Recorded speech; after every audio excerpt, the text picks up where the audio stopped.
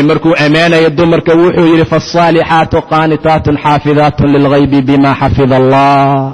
naagaha wan wanaagsan ee saalixaadka ah, saalixaad ma taqaanaa? waa naagta ninkeeda ateecda, baariyadda ah oo diinka alla ku socota oo mar walbaa taqaana xuduudda ilaahay. saalixaad ayaa la yidhaahdaa.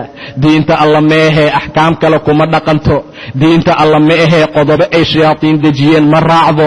diin ilaahay maahana maahmaahyo iyo waxyaabo qabiilada tol iyo waxyaabo ay samaysteen kuma dhaqanto.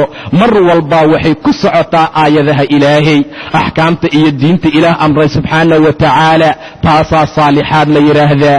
deriskaa ka ammaan hela, owlaaddeeda ayay wanaajisaa, ninkeeda ayay ateecdaa, xaqa ayay ku dadaashaa, baahida ayay ku sabirtaa, dhibaato fara badan hadday timaaday rabbigeed u aqoonsataa, nimco hadday timaaday rabbi ku shukrisaa subxaanahu wa tacaala.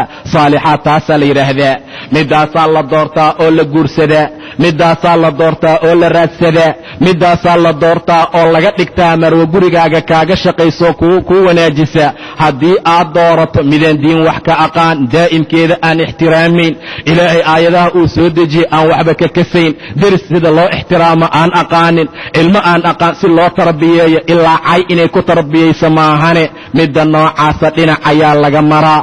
midda kale ee wanaagsan ayaa la guursadaa oo la guri keensadaa. saalixaad ayuu yidhi ilaahay. faالصaalixaatu waxaa loo raacsiiyey qaanitaad, waa kuwa mutiicaad oo adeecid badan. yay ateecaan ilaahay subxaanahu wa tacaala, yay ateecaan ragga qaba, amarkiisa ayay qaataan, way ka dambeeyaan, kama kor hadlaan.